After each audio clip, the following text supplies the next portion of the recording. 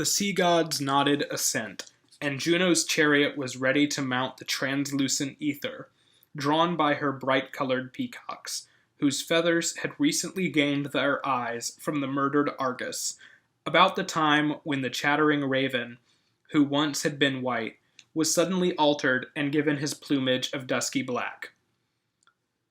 To explain, this bird had long in the past been silvered with snow-white feathers as gleaming and pure as the spotless wings of a dove, pure as the watchful geese whose squawking would one day rescue the Roman capital, pure as the swans whose home is the rivers. His tongue was the cause of the raven's downfall, thanks to his talkative nature. His earlier whiteness of color was changed to its opposite. No other girl in the whole of Thessaly rivaled Larissan Coronis in beauty. Phoebus adored her, at least for the time she was faithful and undetected in other affairs. But Apollo's raven caught her being unchaste, and the merciless Telltale thought he should go to his master, to tell him the truth of this secret liaison. En route he was closely pursued by the chattering crow, who flapped up beside him, agog to know all the latest news. When the raven explained what his business was, the crow then told him, "Your journey's in vain. Let my own tongue serve as a serious warning. See what I was and what I am now, and ask me the reason. You'll find that my loyalty did me no good. Some time ago, a child, Erichthonius, born of the soil and not of a mother, was hidden by Pallas inside an Athenian osier basket. She handed this on to the 3 young daughters of 2 formed Cecrops, with strict instructions not to examine its secret contents. Concealing myself in the rustling leaves of an aged elm tree, I watched to see what they'd do. 2 of them, Herse and Pandrosos, faithfully heeded the goddess's orders. The third, Aglauros, calling her sisters cowards, unraveled the knots, and inside they discovered a baby boy with a snake extending beside him. I reported this to the goddess, and what was the thanks I received for my help? I was formally stripped of my place as Minerva's protector and ranked underneath the owl. My punishment serves as a warning to other birds not to chatter too much. It is asking for trouble. It wasn't as if I had asked to attend on her, or that she had not chosen me freely. Check the facts with Minerva herself. Despite her anger, she won't deny the truth of the matter. The story's well known. I started life as a royal princess, the daughter of famous Coronis, king of the Phocians. In time, my hand was sought by the wealthiest suitors, I'd have you know, but my beauty proved my undoing. Once I was gently strolling, as usual, across the sand on the shore, when Neptune the sea god saw me and instantly glowed with a burning passion. So after he'd wasted time in useless entreaties and flattering speeches, he started to chase me with violent intent. I fled and abandoned the firm seashore, but shortly collapsed in the softer sand. Then I called upon gods and men to support me. My cries never reached any mortal ears, but a virgin goddess was moved by a virgin's prayers to come to my aid. When I raised my arms to the heavens, they started to blacken and sprout light feathers. I next attempted to cast my mantle away from my shoulders, but even that was already plumage, rooted deep in the folds of my skin. I tried to rain blows on my naked breast with my sturdy hands, but my sturdy hands were no more, and my breast was no longer naked. I started to run. This time my feet were not clogged in the sand, and I rose from the surface of earth and soon was soaring in air. Thus, I was given my role as Minerva's blameless attendant. And yet what good does that do, if I'm forced to surrender my place to the owl, who became a bird by committing a dreadful crime? The owl was once Nictimene. Haven't you heard the story, known through the whole of Lesbos, of how she corrupted her father by incest with him? For sure, she's a bird, but her guilty conscience drives her to shun the eyes of men and the glare of the daylight. She hides her shame in the dark, excluded by all from the clear sky. The raven ignored this tale. May these ominous warnings of yours rebound on your own head. I've no use for your foolish predictions. Postponing his visit to Phoebus no longer, he told his master he'd caught Coronis with her Thessalian in bed together. When he heard of his lover's defection, Apollo's laurel wreath slipped, his color faded, his jaw then dropped, and his plectrum fell to the ground. His wounded heart was seething and swelling with anger. He seized his familiar weapons and, flexing his bow from its horn tips, fired his arrow, which none can escape, to transfix the lovely bosom he'd pressed to his own in their many embraces. Coronis, wounded, groaned with the pain. As she drew the arrow out of her body, the crimson blood gushed over her white limbs. "Phoebus," she cried, "I might have paid you the price I deserved, yet given my child to you first. As it is, we shall leave you together, mother and baby in one." She spoke no further. Her blood flowed out, and the chill of death crept over her lifeless body. Apollo sorely regretted exacting a revenge so cruel, but all too late. He cursed himself for his listening ear and his fiery anger. He cursed the bird who had forced him to know the offense which had given him cause for resentment. He cursed his bow and the hand that had drawn it, along with the arrow he'd fired so rashly. He clasped her fallen limbs to his breast, belatedly struggling to baffle fate, but his healing arts were deployed to no purpose. Finding that all his attempts were vain, that the funeral pyre was being prepared, and those limbs would soon be on fire in the flames, at last he burst into pitiful groans from the depths of his being. The cheeks of the gods are never allowed to be moistened by tears. Like the pitiful groans of a heifer who's there at a sacrifice, watching the hammer poised by a slaughterer's ear come down and shatter the hollow skull of her unweaned calf with a sounding crack. He poured on his loved one's breast his ungrateful offering of incense, embraced her once more, and performed the rites that should not have been due. But Apollo could not allow the fruit of his loins to be lost in Coronis's ashes. He snatched his son from the womb of the burning mother and carried him up to the cave of Chiron the centaur. As for the raven, who'd hoped to be thanked for revealing the truth, he was barred by the god from the white bird's ranks and condemned to be black. Chiron wept for his daughter and called on Apollo to help him, but all in vain. The god was in no position to cancel Jupiter's edict, and even supposing he had been able, he then was abroad and firmly engaged in the Peloponnese. That was the time when the god of Delphi was playing the herdsman, dressed in a cloak of hide, with a rustic crook in his left hand, clutching his pipes of 7 unequal reeds in his right. While his thoughts were distracted by love and he mooned away on his panpipes, the cattle he'd left unguarded are said to have wandered into the fields near Pylos. These were sighted by Mercury, Atlas's grandson, who craftily rustled and hid them away in the forest. No one observed this theft except for an old man known in that part of the country, Battus, as all of the neighbors called him. Battus was watching over a herd of pedigree mares in the grassy pastures and glades of his master, the wealthy Neleus. Mercury stopped him, and using his charm as he took him aside, he said, "Whoever you are, my friend, if someone by any chance asks after these cattle, do say that you haven't seen them. I wouldn't wish your kindness to go unrewarded. Here is a nice plump cow for you." Battus accepted the present and answered, "Go safely on. This stone will inform on you sooner than I," and he pointed one out. So Jupiter's son pretended to leave, but he soon returned in another guise with a different voice. "Hey herdsman, I need your help. Have you seen any cattle passing along the way? They are stolen. Out with the truth. If you tell me, I'll give you a cow for reward, with her bull thrown into the bargain." Old Battus couldn't resist this double offer. "You'll find them there at the foot of those mountains," he said, which was where they were. Mercury gloatingly laughed. "Would you show me up to myself, you treacherous bastard? Me to myself?" And he turned the liar into a hard flint rock, still known as a kind of informer, the ancient stigma attaching itself to the innocent touchstone. Mercury shortly was on the wing, with his wand in hand. In the course of his flight over Athens, Minerva's favorite city, he saw the Munician fields and the groves of the learned Lyceum.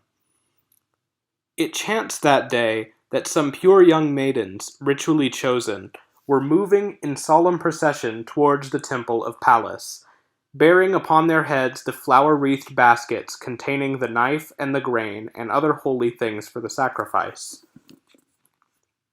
The winged god spied them on their return, and directed his course not straight towards them, but round about in a gentle curve.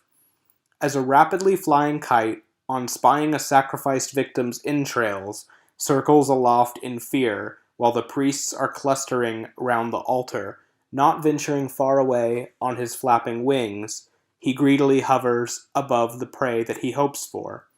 So Mercury followed a bending course in an easy movement, circling round in the sky above the Acropolis hill.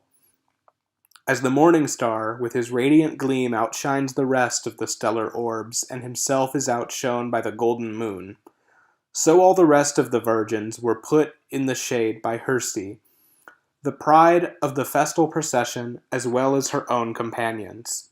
Her beauty dumbfounded Jupiter's son. As he hovered suspended in air, he burned with the flames of desire, like a bullet of lead shot, launched by a Balearic sling, which glows increasingly bright on its path through the clouds, acquiring a heat which it lacked before. Mercury now changed course and abandoned the sky for the earth. He assumed no disguise, as beauty is always so full of confidence. Justly sure of his charms, he still took care to enhance them by smoothing his hair and adjusting his cloak to make quite sure it was hanging correctly, with all the gold on the border showing. He checked that his staff, which raises and lowers the curtain of sleep, had a polished look, that his feet were clean and his sandals gleaming. The women's apartments had 3 bedchambers, richly adorned with ivory work and tortoise-shell inlay. The room on the right was Pandrosus's, that on the left Aglauros's, with Herses between them. Aglauros, the first of the girls to notice Mercury coming, ventured to ask his name and why he had entered their quarters.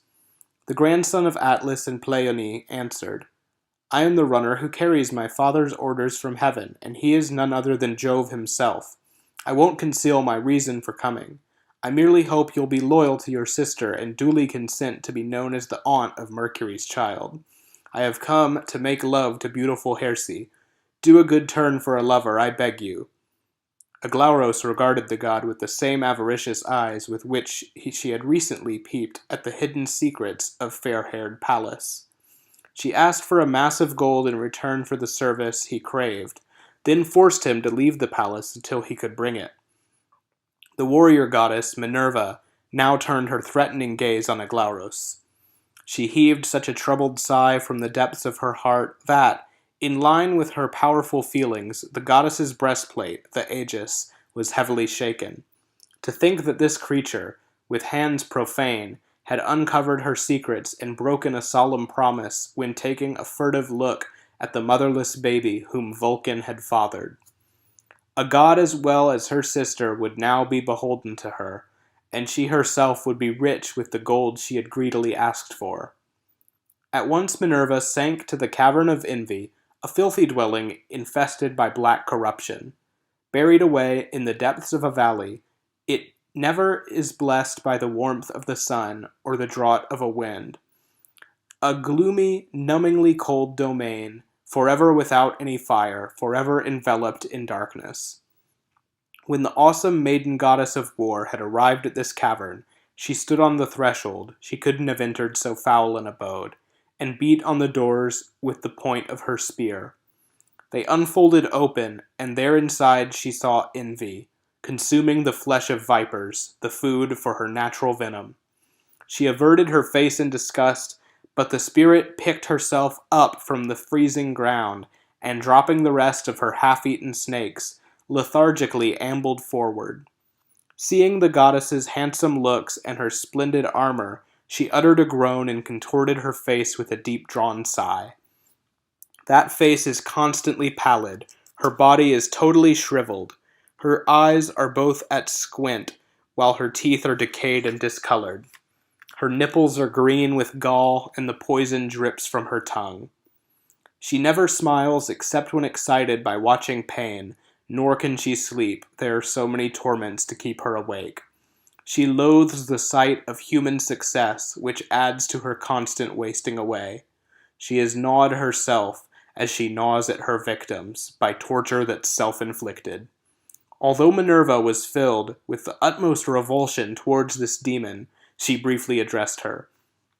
One of the daughters of Cecrops, Aglauros, must be infected by you and your poison. See to it. Saying no more, the goddess took flight and launched herself up from the earth with the thrust of her spear. Envy followed the goddess's flight with her squinting gaze, and feebly muttering, contemplated Minerva's triumph with angry resentment. Then seized her stick, which was studded all over with prickly thorns, and swathed herself in her black cloud cloak.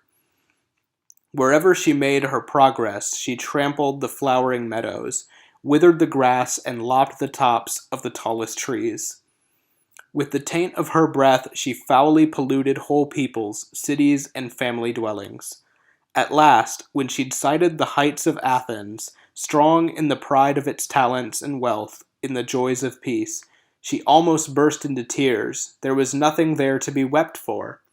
But after she'd entered the room where the daughter of Cecrops was sleeping, she did as the goddess had bidden, and stroked Aglauros' breast with her rust-stained hand, so packing the heart with her barbed-hooked brambles. Breathing her noxious poison, she infiltrated her victim's bones, and infused the lungs deep down with her pitch-black venom. Next, to focus her target's mind on the cause of the malady, Envy implanted an image of Hercules, then of her sister's fortunate marriage, then of the god with his beautiful body, magnifying each picture, so that Aglauros was maddened and eaten up by her secret jealousy. Fretting by day and fretting by night, she would moan in her wretchedness, slowly dissolved by the foul corruption, as ice is melted by fitful sunshine. Hercules' good fortune rankled. The fire consuming her rival burned like a bonfire of thorny brambles that's kindled beneath but never bursts into flames, just steadily smokes and smolders. She often wanted to die to escape the sight of her sister's happiness, or to report the affair as a wicked sin to her straight-laced father. At last she crouched by her sister's chamber to bar the god's way. When he blithely arrived and attempted to coax her with honeyed words of entreaty, she said, "You can stop all that nonsense. I shan't budge an inch from this place till you've been sent packing." "An excellent bargain," the speedy Mercury answered. "Let's keep it." One touch of his magic staff and the door flew open. Aglauros tried to get up, but found that the limbs that are bent when a person is sitting down were paralyzed, gripped by a sluggish inertia.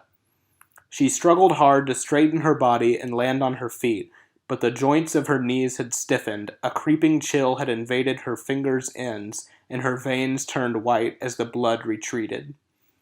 And like the malignant spread of a sadly incurable cancer, creeping on to affect other perfectly healthy organs, little by little, the deadly chill crept into Aglauros' breast and finally blocked the vital paths of her breathing. She made no effort to speak, but if she had so attempted, the passage for words had gone.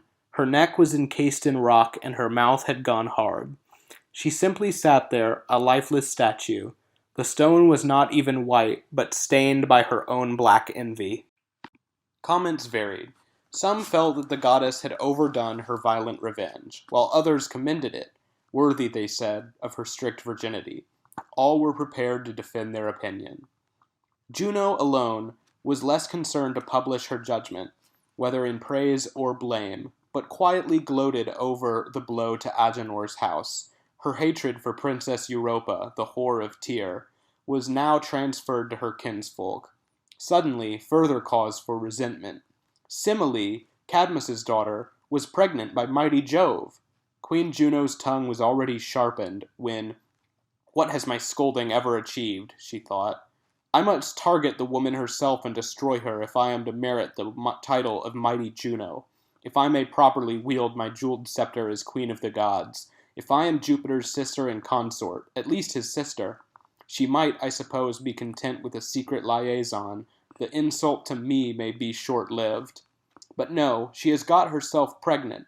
Her guilt is betrayed by her bulging belly. So sure of her beauty, she means to become a mother by none but Jupiter. How many times have I been allowed to bear him a child? I'll make quite sure that he plays her false. Her Jove will drown her in the Styx, or I'm not Saturn's daughter." She rose from her throne then, veiling herself in a yellowish cloud. She came to Semele's house and only emerged from her cover after assuming the form of a crone with whitened temples, wrinkles lining her skin, bent back and tottering legs. Adopting an old crackled voice, she quickly appeared in the spitting image of Beroe, Semele's old Epidaurian nurse. Well now, they started to gossip, and during a lengthy discussion Jupiter's name came up.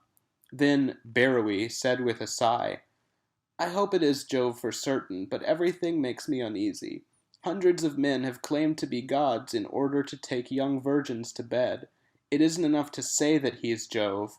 If his godhead is genuine, make him give you a pledge of his love. Ask him to take you in all the majestic splendor he shows when he comes to the arms of Juno, dressed in his full regalia." Semele's unsuspecting mind was already persuaded by Juno's suggestion. She then asked Jupiter, "Please will you give me whatever I ask for?" "Choose," he replied. "I'll refuse you nothing. To back my promise, I call on the power of the river Styx, the god whom all the other gods fear, to witness my oath." Joyful in ruin, with too much power for her good, and destined to die because of her lover's devotion, Semele said to him, "Come to my bed as you come to your wife, when Juno embraces your body divine in the pact of Venus." Jupiter wanted to gag her lips, but the fatal words had already been uttered. Neither her wish nor his solemn oath could now be retracted. And so, with a heavy sigh and a heavier heart, he ascended the heights of the sky. As his face grew dark, the mists closed round him. He gathered his threatening clouds, the gales with the flashing lightning, the rumbling thunder and fearful bolts that none can escape. But he did whatever he could to lessen the violent impact. The flaming bolt with which he had hurled the 100-headed Typhon to earth was left on the shelf, too deadly to use. Instead, he used a less heavy weapon, his everyday missile, they called it in heaven, forged by the Cyclopes, giant smiths, to be less fiery and fierce, less charged with the power of his anger. Armed with this, he entered the palace of Cadmus, but Semele's mortal frame was unable to take the celestial onslaught. His bridal gift was to set her ablaze. The baby, still in the fetal stage, was ripped from her womb, and, strange as it seems, survived to complete his mother's term stitched up in his father's thigh. At first the child was secretly reared by Semele's sister Ino. She handed him on to the nymphs of Nyssa, who hid him away in their private cave and fed him on milk. Soon the prophet's fame was rumored throughout Boeotia. Folk consulted, and none could fault his oracular powers. The first to put his trusted authority under test was sea-green Liriope, whom once Cephalus the river god caught in the folds of his sinuous stream, and then proceeded to rape. The nymph's womb swelled, and now at her very loveliest, Liriope gave birth to a child, already adorable, called Narcissus. In course of time she consulted the seer. "Tell me," she asked, "will my baby live to a ripe old age?" "Yes," he replied, "so long as he never knows himself." Empty words, as they long appeared, but the prophet was proved right. In the event, Narcissus died of a curious passion. 16 years went by, and already the son of Cephalus was changing each day from beautiful youth to comely manhood.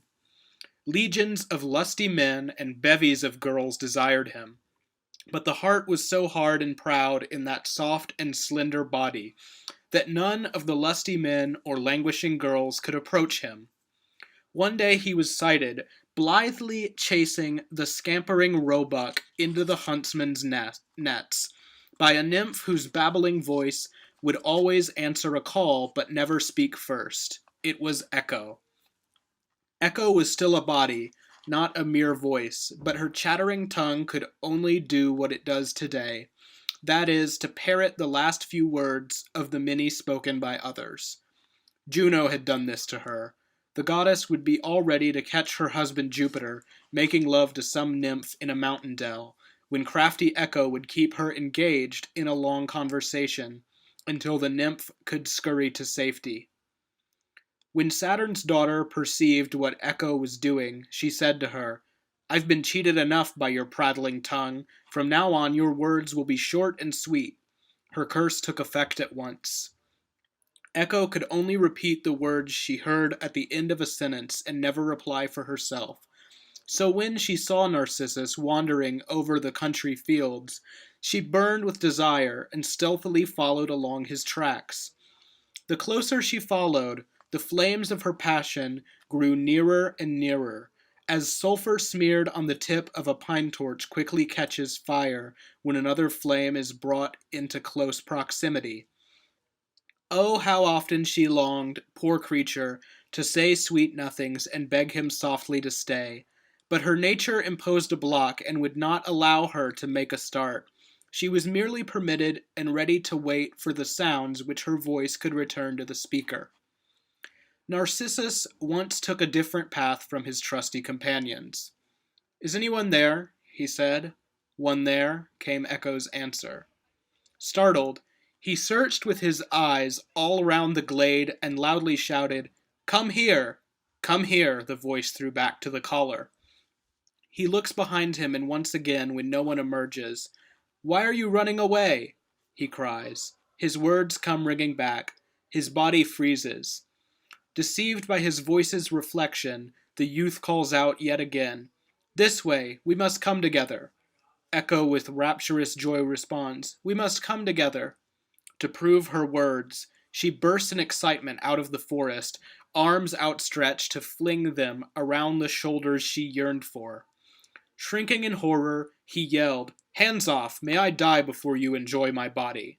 Her only reply was, "Enjoy my body." Scorned and rejected, with burning cheeks, she fled to the forest to hide her shame and live thenceforward in lonely caves.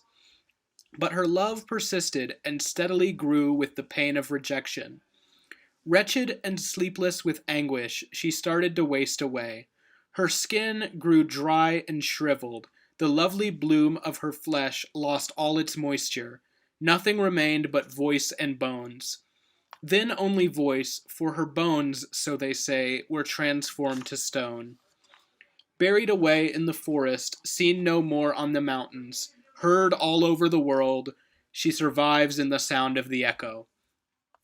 Not only Echo, the other nymphs of the waves and mountains incurred Narcissus's mockery, so did his male companions.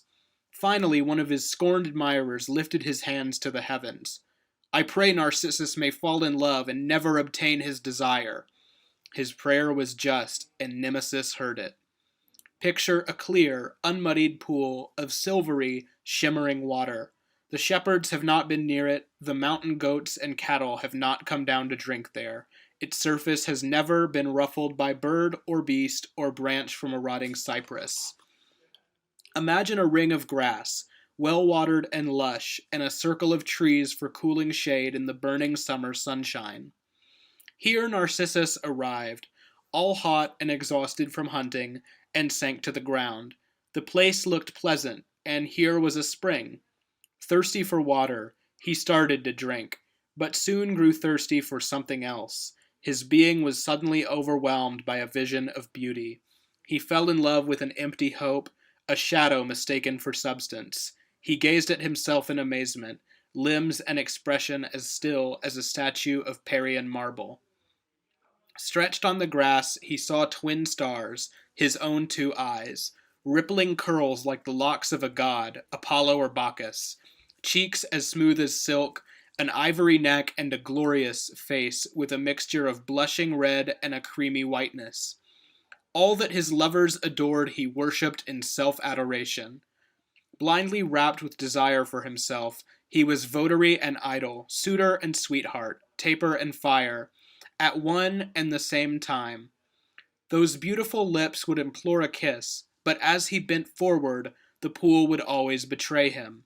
He plunges his arms in the water to clasp that ivory neck and finds himself clutching at no one. He knows not what he is seeing. The sight still fires him with passion. His eyes are deceived, but the strange illusion excites his senses. Trusting fool, how futile to woo a fleeting phantom. You'll never grasp it. Turn away, and your love will have vanished. The shape now haunting your sight is only a wraith, a reflection consisting of nothing. There with you when you arrived, here now, and there with you when you decide to go, if ever you can go. Nothing could drag him away from the place, not hunger nor for food, nor need for sleep. As he lay stretched out in the grassy shade, he never could gaze his fill on that fraudulent image of beauty, and gazing proved his demise. He raised his body a little, then stretching his arms in grief to the witnessing trees all round him. Wise old trees, he exclaimed, has anyone loved more cruelly? Lovers have often kissed in secret under your branches. Here you have stood for hundreds of years. In all that time, has anyone suffered for love like me? Whom can you remember? I've looked and have longed, but looking and longing is far from enough. I still have to find. His lover's delusion was overpowering. My pain is the more, since we're not divided by stretches of ocean, unending roads, by mountains or walls with impassable gates. All that keeps us apart is a thin, thin line of water. He wants to be held in my arms. Whenever I move to kiss the clear, bright surface, his upturned face strains closer to mine. We all but touch. The paltriest barrier thwarts our pleasure. Come out to me here, whoever you are. Why keep eluding me, peerless boy? When I seek you, where do you steal away? It can't be my looks or my age which makes you want to avoid me. Even the nymphs have longed to possess me. Your looks of affection offer a grain of hope. When my arms reach out to embrace you, you reach out too. I smile at you, and you smile at me back. I weep, and your tears flow fast. You nod when I show my approval. When I read those exquisite lips, I can watch them gently repeating my words, but I never can hear you repeat them. I know you now, and I know myself. Yes, I am the cause of the fire inside me, the fuel that burns and the flame that lights it. What can I do? Must I woo or be wooed? What else can I plead for? All I desire I have. My wealth has left me a pauper. Oh, how I wish that I and my body could now be parted. I wish my love were not here. A curious prayer for a lover. Now my sorrow is sapping my strength. My life is almost over. Its candle is guttering out in the prime of my manhood. Death will be easy to bear, since dying will cure my heartache. Better, indeed, if the one I love could have lived for longer. But now, two soulmates in one, we shall face our ending together. With that, he turned distractedly back to his own reflection. His tears were troubling the limpid waters and blurring the picture that showed in the ruffled pool. When he saw it fast disappearing, "Don't hurry away. Please stay. You cannot desert me so cruelly. I love you," he shouted. "Please, if I'm not able to touch you, I must be allowed to see you to feed my unhappy passion." In wild distress, he ripped the top of his tunic aside and bared his breast to the blows he rained with his milk-white hand. His fist brought up a crimson wheal on his naked torso, like apples tinted both white and red, or a multicolored cluster of grapes just ripening into a blushing purple. Once the water had cleared again, and he saw what his hand had done, the boy could bear it no longer. As yellow wax melts in a gentle flame, or the frost on a winter morning thaws in the rays of the sunshine, so Narcissus faded away and melted, slowly consumed by the fire inside him. His face had lost that wonderful blend of red and whiteness. Gone was the physical vigor and all he had looked at and longed for. Broken the godlike frame which once poor Echo had worshipped. Echo had watched his decline, still filled with angry resentment, but moved to pity. Whenever the poor unhappy youth uttered a pitiful sigh, her own voice uttered a pitiful sigh in return. When he beat with his hand on his shoulders, she also mimicked the sound of the blows. His final words, as he gazed once more in the pool, rang back from the rocks. "O marvelous boy, I loved you in vain." Then he said, "Farewell." "Farewell," said Echo. He rested his weary head in the fresh green grass, till death's hand gently closed his eyes still wrapped with their master's beauty. Even then, as he crossed the Styx to ghostly Hades, he gazed at himself in the river. At once his sister naiads beat their breasts and cut their tresses in mourning tribute. The dryads wailed their lament, and Echo re-echoed their wailing. A pyre was raised, the bier made ready, the funeral torches brandished on high. The body, however, was not to be found, only a flower with a trumpet of gold and pale white petals. The tale of Pyramus, known as a youth of exceptional beauty, and Thisbe, by far the loveliest maiden in all the East. They lived on adjoining estates in the lofty city of Babylon, ringed, as they tell, with its walls of brick by Queen Semiramis. Neighborhood made for acquaintance and planted the seeds of friendship, which time matured into love. They'd have been united in marriage had not their fathers opposed it, but feelings may not be forbidden. Their hearts belonged to each other and burned with an equal passion. No one was in their confidence, nods and gestures the only means of conversing. The closer their secret, the stronger the flame. The walls that divided the two estates had a tiny hole, a cranny formed long ago at the time the partition was built.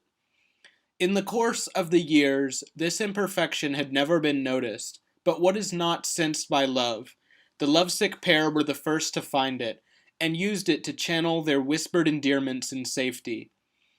Often, when both had taken their places, Pyramus this side, Thisbe on that, and caught the sound of the other's breathing, "You spiteful wall," they would cry, "why stand in the way of poor lovers? You mustn't think we're ungrateful. We grant that we owe it to you, that our words have been able to find their way to the ears of our loved ones.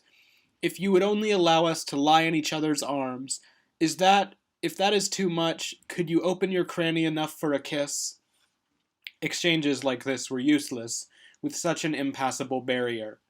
Night came on, and they said goodbye, each printing a kiss, their side of the wall, with lips that never could feel a response. Dawn on the following day had extinguished the stars of night, and the sun's bright rays had melted the frost and dried the fields, when the lovers came to their usual tryst. This time, after sighing their tale of woe, they made a decision. When all was quiet that night, they would try to elude their guards and steal out of doors. Then once they'd escaped from their homes, they'd abandon the city as well. In case they got lost on their journey out in the open country, their rendezvous would be Ninus's tomb, where they'd hide in the shade of a certain tree. A tree which was tall and heavily laden with snow-white berries, a mulberry, close to a cooling fountain. The plan was agreed. Though the day passed all too slowly, at last the sun plunged into the waves and night invaded the heavens. Craftily, using the darkness, Thisbe maneuvered the doors on their hinges and crept from the house unseen. With her face well covered, she came to the tomb and sat down under the mulberry tree. Love made her brave when all of a sudden a lioness also arrived to slake her thirst in the nearby fountain, her foaming jaws besmeared with the blood of the cattle she'd newly slaughtered. The moonlight allowed Babylonian Thisbe to sight this beast some distance away and scuttle in fear to a murky cave. In her flight, the cloak she was wearing fell to the ground behind her. When the savage creature had quenched her thirst with a long, cool drink and was padding back to the woods, She chanced on the flimsy mantle without its owner and mauled it inside her gory mouth. Pyramus stole out later and came on the scene to observe the unmistakable tracks of a wild beast there in the deep dust. At once he grew deadly pale, but when he had also discovered the blood-drenched cloak, he exclaimed, "One night shall ruin two lovers. Thisbe deserved far better to live to a ripe old age. Mine is the guilty soul. Poor girl, it is I who've destroyed you, by making you find your way at night to this frightening place, without being there to meet you. I call upon all of the lions whose lairs are under this cliff to tear my body apart, not my innocent love's, and devour my flesh in their merciless jaws. Yet merely to pray for death is a coward's part." Then he picked up Thisbe's mantle and carried it into the shade of the mulberry. Bitterly weeping, he kissed the garment he knew so well, and cried to it, "Now be soaked in the blood of Pyramus too." As he spoke, he plunged the sword he was wearing into his side, and at once, in his death throes, pulled it out of the seething wound. As he lay stretched out on the earth, his blood leapt up in a long jet, just as a spurt from a water pipe, bursting because of its faulty leadwork, gushes out through a tiny crack to create a hissing fountain of water and cuts the air with its impact. Splashed by the blood, the fruit on the mulberry tree was dyed to a red-black color. The roots were likewise sodden below, and tinged the hanging berries above with a purplish hue.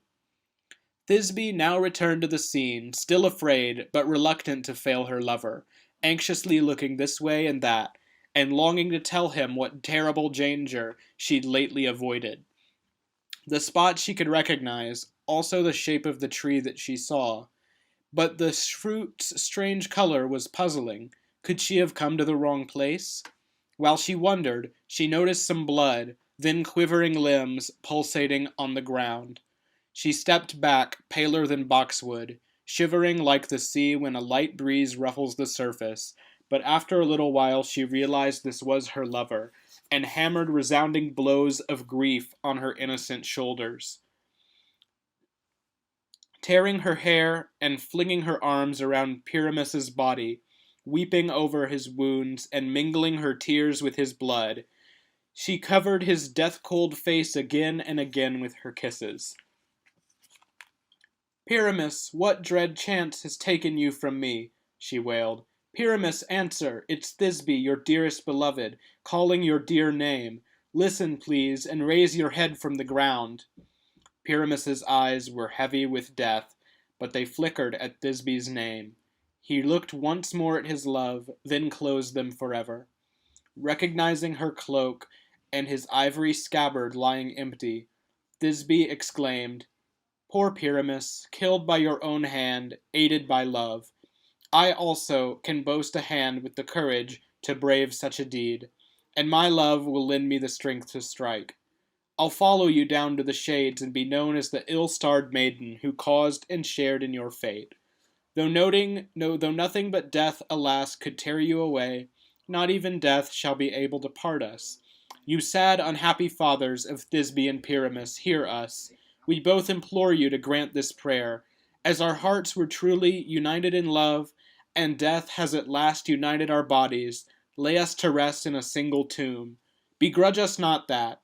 And you, O tree, whose branches already are casting their shadows on one poor body, and soon will be overshadowing two, preserve the marks of our death. Let your fruit forever be dark as a token of mourning, a monument marking the blood of two lovers." She spoke, then placing the tip of the sword close under her breast, she fell on the steely weapon, still warm with her Pyramus's blood. Those prayers, however, had touched the hearts of the gods and the parents. The fruit of the mulberry tree, when it ripens, is now dark red, and the ashes surviving the funeral pyres are at rest in the same urn. Aeacus filled the length of the day in talking of these and other affairs with the envoy from Athens. The evening was given to feasting, the night to sleep. The following morning at sunrise the wind was again in the east and staying the ships from their homeward voyage. So Clitus and Butes collected their older companion, Cephalus. Then the three of them made their way to the palace to find the king. but the king was in bed and not yet awake. They were met at the entrance by Phocus, one of the royal princes. His brothers, Peleus and Telamon, were choosing men for the army. Phocus led the Athenian guests to the inner courtyard, thence to a beautiful room, where they all sat down together. While they were talking, he noticed Cephalus holding a spear with a golden point, and made of an unfamiliar wood. So he interrupted the conversation to question the hero. "I love the forests," he told him, "and have a passion for hunting. I keep on wondering where the shaft of the spear you are carrying started its life. What wood was it cut from? It cannot be ash, as it isn't a pale gold color. And if it were cornel, it surely would have to be knotted. I've no idea where your javelin came from, but have to confess that I've never set eyes on a lovelier weapon." Clitus or Butes answered, "You may be surprised by its beauty, but when you have learned how it's used, your surprise will be even greater. This spear never misses its target, its flight isn't subject to luck, and it comes back covered with blood with no one there to return it." This made young Phocus extremely eager to know the full story, why the spear had been given to Cephalus, where it had come from, and who had presented this wonderful gift. Then Cephalus answered the questions he put, though shame forbade him to mention the price he had paid. In tears of grief for the wife he had lost, he began, "Prince Phocus, son of a goddess, it's hard to believe, but this javelin is causing these tears of mine, and long will continue to cause them, if heaven decrees that I live much longer. This weapon destroyed my wife and destroyed me too. How I wish I had never possessed it. You've probably heard of Orithyia, whom Boreas loved and abducted. Procris, my wife, was Orithyia's sister. If you wish to compare the two for their beauty and disposition, she was the one to abduct. Our love, no less than her father Erechtheus, brought us together. They called me happy, and rightly. But heaven was jealous, or else I might be as happy today. A month had passed since our wedding day, and I was spreading my nets for the antlered deer, when over the top of Hymettus, the mountain always in flower, Aurora, the goddess of dawn, caught sight of me there in the saffron light of the morning and forced me away to the sky. Let me tell you the simple truth, without offense to the goddess.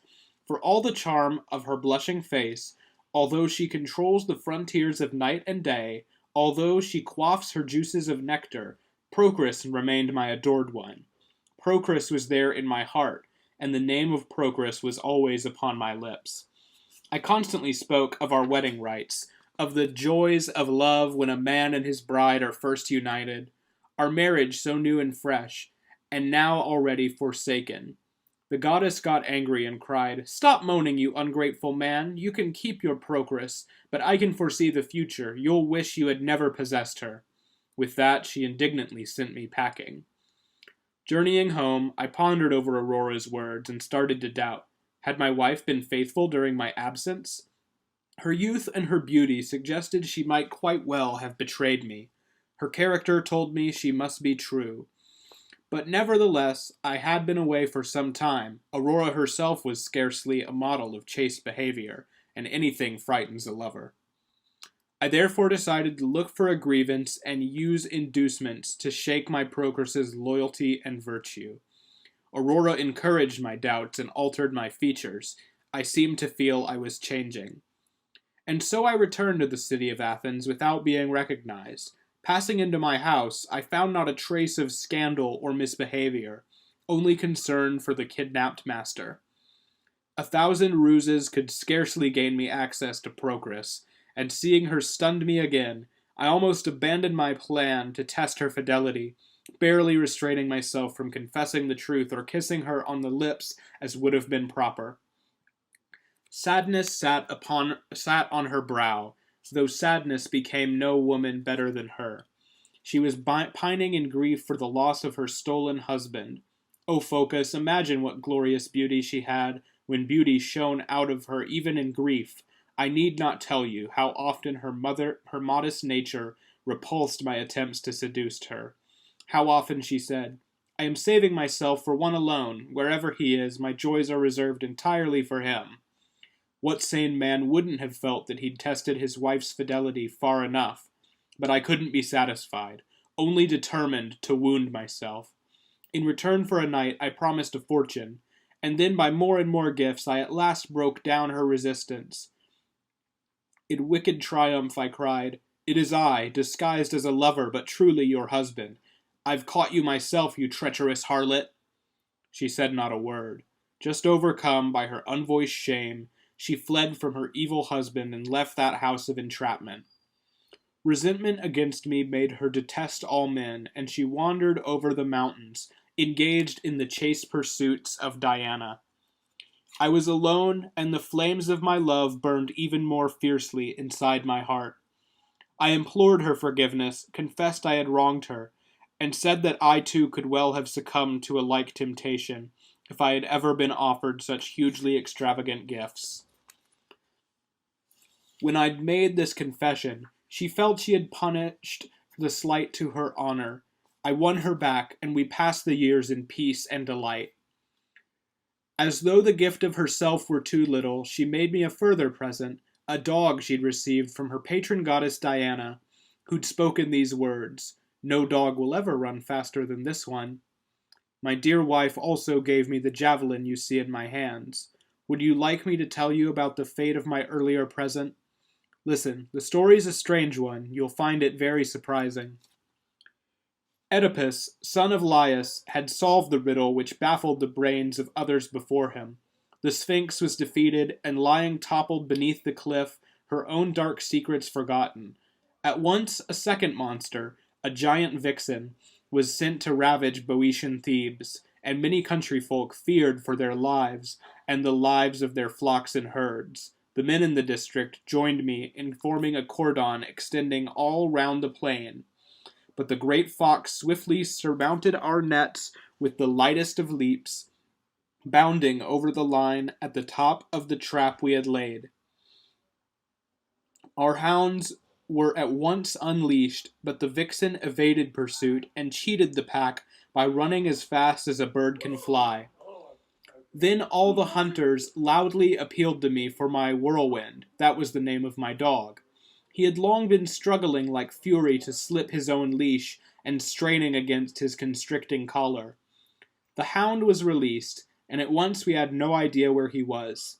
His footprints showed in the baking sand, but Whirlwind himself had vanished, gone with the speed of a spear, or of bullets hurled from a whirling sling, or an arrow shot from a Cretan bow.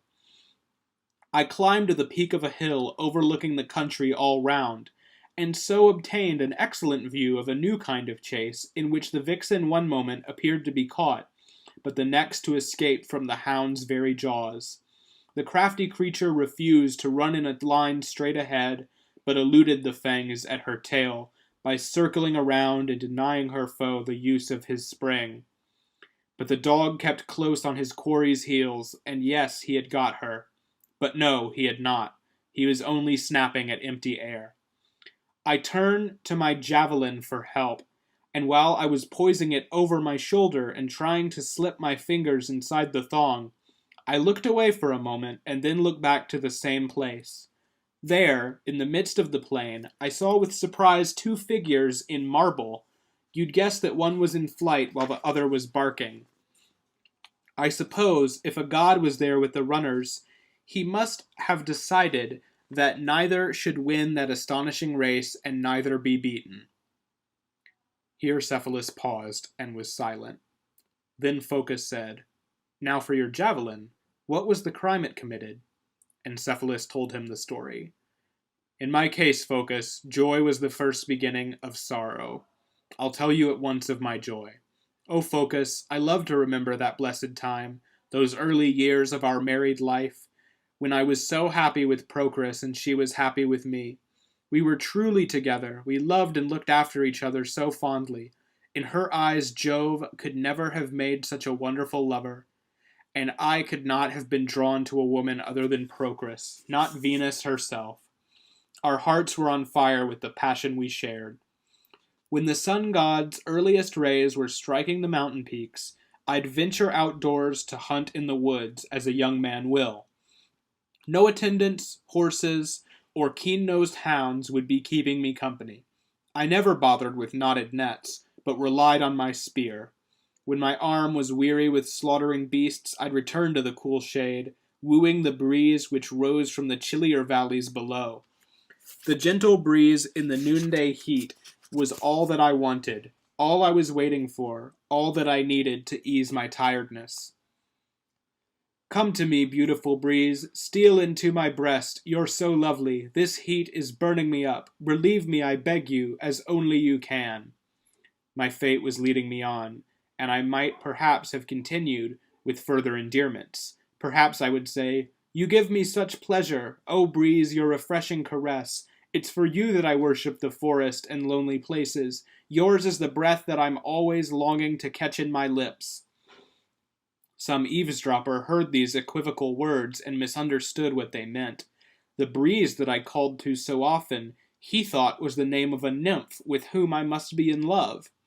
At once, without thinking, he went to my wife to report this imagined affair and repeat in a whisper the words he had overheard. Love is a credulous thing. As I learned later on, poor Procris collapsed and fell to the ground in shock.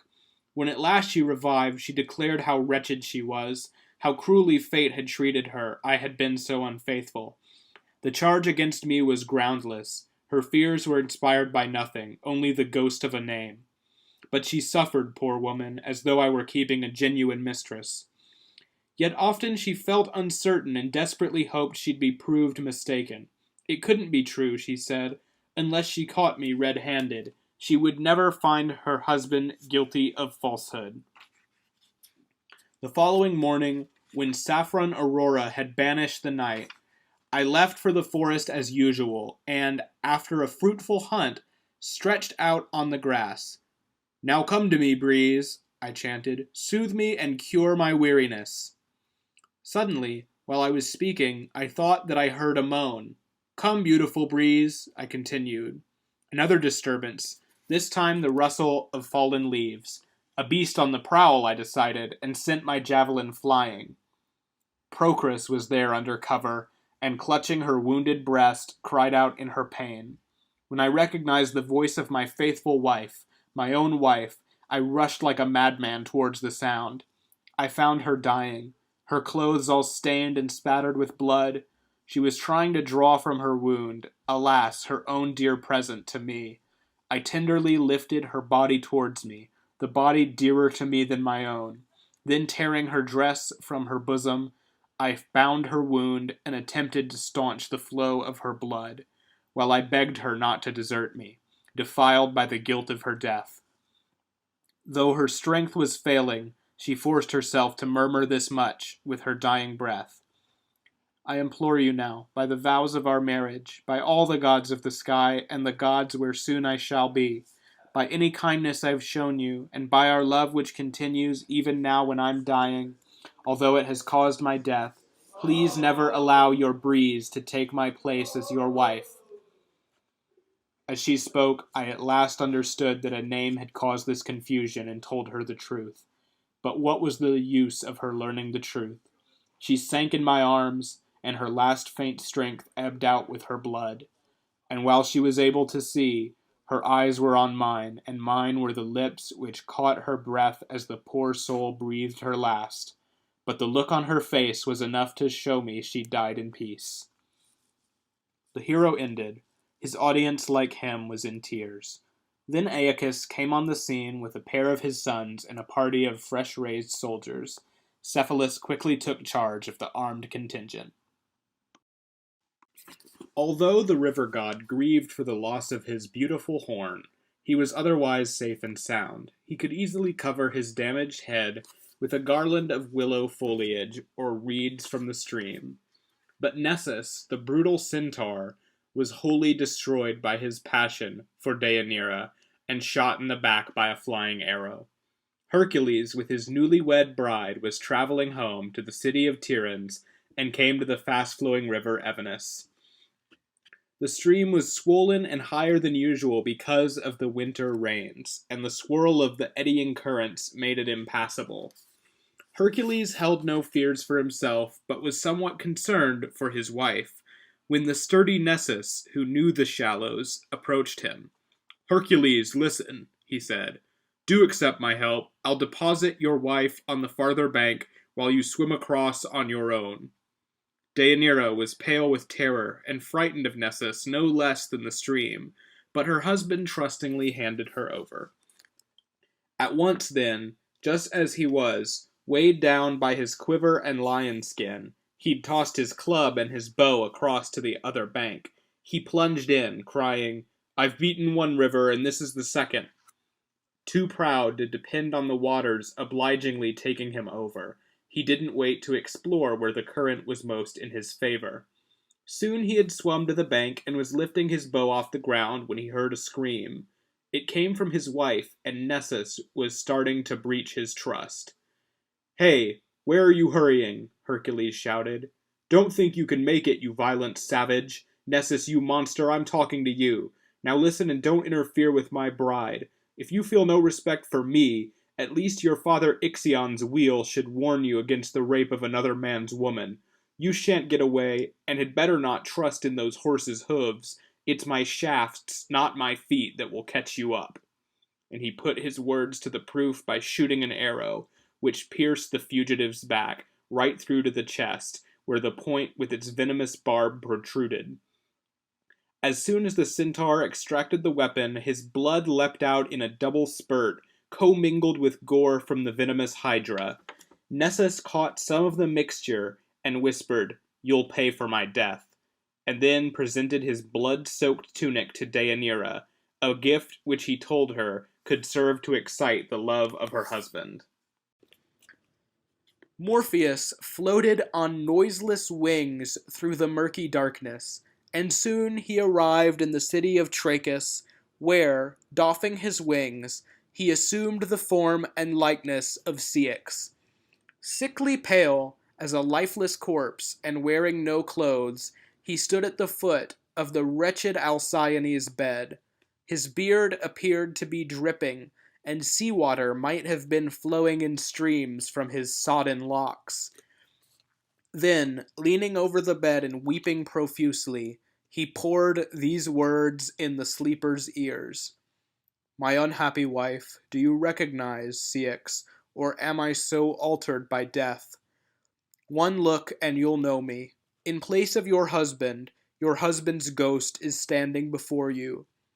None of your prayers for my safety, Alcyone, helped me at all. I am dead, and you mustn't pretend to yourself that I'll ever come back. As I sailed across the Aegean, my ship was caught in a violent gale from the south, and tossed by its stormy blasts to destruction.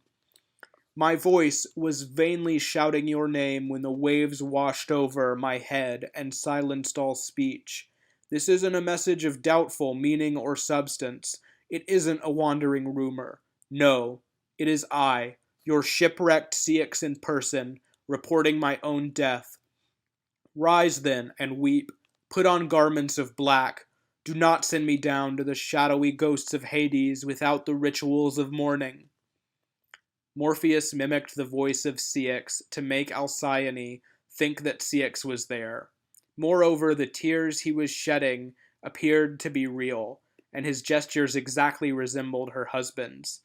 Sobbing and weeping, the queen kept flailing about in her sleep, as she felt with her arms for a body, but only captured the air. "Wait," she shouted. "Don't hurry away. You must take me with you."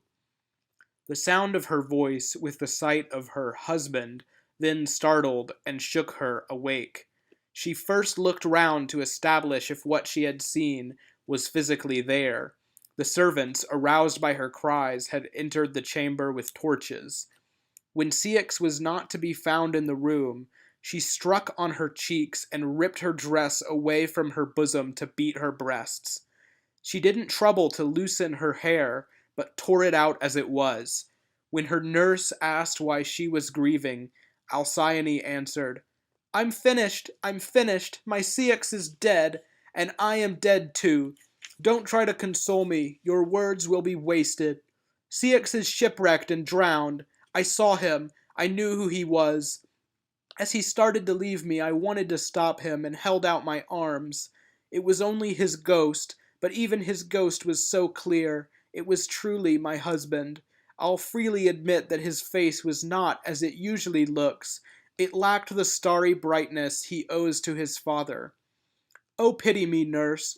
I saw his body all naked and pale, his hair still dripping with water.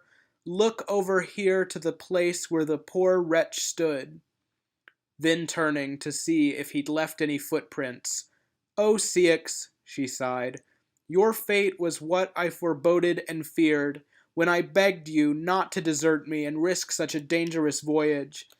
But since you were going away to your death, I wish at least you had taken me with you too. Far better for me to have joined you.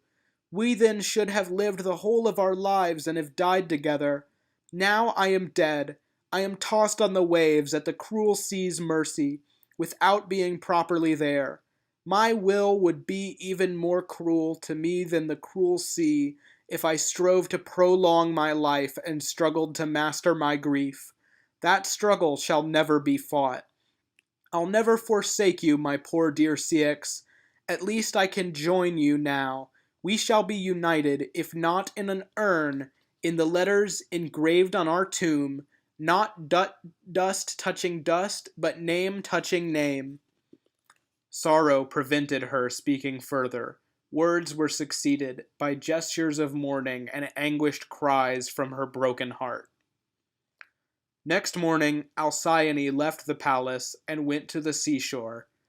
Sadly, she looked for the place from where she had watched his departure, and lingered, saying, Here he released the ship from its moorings, there he gave me his parting kiss. And while she was linking places with actions, and gazing over the sea, she sighted out in the water, away in the distance, an object which faintly resembled a body.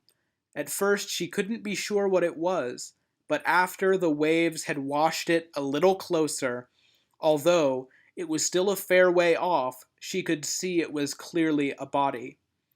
Some shipwrecked sailor, she thought to herself, a disturbing omen. And then she murmured, as if a stranger were prompting her tears, Poor man, whoever you are, how I pity your wife if you have one. The waves advanced, and the body came nearer. The more she kept looking, the more distraught Alcyone grew. It was steadily bobbing closer and closer to land. It was close enough to be recognized. Yes, it was Ceyx. My husband! My husband! Alcyone shouted, tearing her face, her hair, and her clothes, extending her trembling hands to the corpse. Beloved Ceyx, she cried, poor soul, did you need to return to your wife like this? On the water's edge was a mole, constructed to break the ocean's initial fury and weaken the force of the tide before it arrived on the beach. Alcyone leapt on the groin, an astonishing feat. She was suddenly flying on newfound wings through the air and skimming the ocean, turned into a sorrowing bird.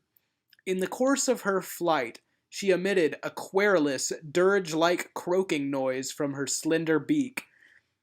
As soon as she reached the silent and bloodless body, she folded her new wings round the limbs of her loved one, and vainly attempted to kiss his lips. The bill was too hard, and the kisses were cold. People wondered if Ceyx felt them, or merely appeared to raise his head as it tossed on the waves, but he certainly felt them. At last the gods took pity, and both were changed into birds. Now that they'd suffered the selfsame fate, their love could continue. Even today, in their life as birds, their marriage is never dissolved. They are free to mate and produce their young. Each winter, a week of calmer weather occurs, the halcyon days, when Alcyone broods on her floating nest on top of the billows. The waves are perfectly smooth and still, and Aeolus firmly confines the winds in his cave to leave the sea to his grandsons. Picture a space at the heart of the world, between the earth, the sea, and the sky, on the frontiers of all three parts of the universe. Here there are eyes for whatever goes on, no matter how distant, and here there are ears whose hollows no voice can fail to penetrate. This is the kingdom of Rumor, who chose to live on a mountain, with numberless entrances into her house and 1,000 additional holes, though none of her thresholds are barred with a gate or a door. Open by night and by day, constructed entirely of sounding brass, the whole place hums and echoes, repeating whatever it hears. Not one of the rooms is silent or quiet, but none is disturbed by shouting. The noise is merely a murmuring babble, like the waves of the sea which you hear from afar, or the last faint rumble of thunder, when storm-black clouds have clashed in the sky. The hall is filled by a crowd which is constantly coming and going, a flimsy throng of 1,000 rumors, true and fictitious, wandering far and wide in a turbulent tangle of language. They chatter in empty ears or pass on stories to others. The fiction grows and detail is added by each new teller. This is the haunt of credulity, irresponsible error, groundless joy, unreasoning panic, impulsive sedition, and whispering gossip. Rumor herself spies every occurrence, on earth, at sea, in the sky, and her scrutiny ranges the universe.